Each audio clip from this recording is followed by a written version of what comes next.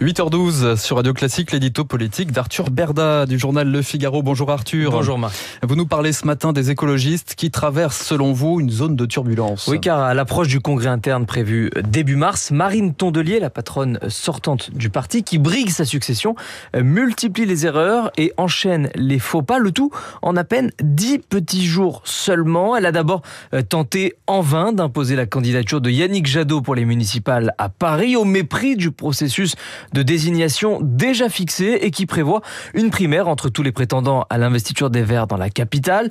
Elle a ensuite écarté le très radical maire EELV de Grenoble, Éric Piolle, dont elle était proche, parce qu'il a eu l'outrecuidance de vouloir briguer le porte-parole sans sa bénédiction. Et elle a enfin plus que maladroitement tenté de tirer la couverture à elle dans ce que l'on a injustement appelé l'affaire Bayou, à savoir les fausses accusations de son ex-petite amie dont la plainte pour harcèlement moral et abus de faiblesse vient d'être définitivement classée par le parquet pour absence d'infraction, ce après avoir toutefois coûté sa carrière politique à ce malheureux garçon qui, dit-il, reste debout même s'il a tout perdu. Alors Arthur, comment est-ce que vous expliquez cette succession de ratés ? Eh bien, il y a deux façons de voir les choses. L'analyse bienveillante d'abord qui consiste à penser que même si Marine Tondelier est presque assurée de remporter son congrès sans difficulté, elle cède peut-être en ce moment à la panique inhérente à chaque élection et que donc tout rentrera dans l'ordre d'ici un mois.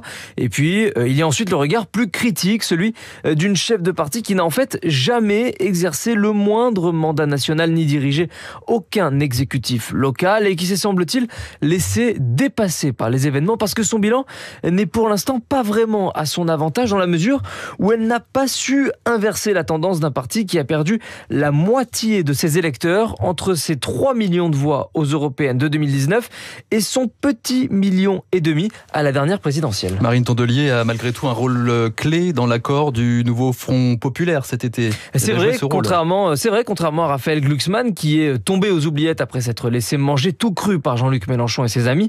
Marine Tondelier, elle, a su profiter de la dissolution. En profiter d'abord pour faire oublier le résultat catastrophique de sa candidate, Marie Toussaint, qui a réalisé l'un des pires scores de l'histoire des Verts aux européennes. Et en profiter aussi pour s'offrir un tour de piste médiatique en baladant sa veste verte des plateaux de télé aux studios de radio avec un sens de la formule efficace qui a contribué à la faire connaître.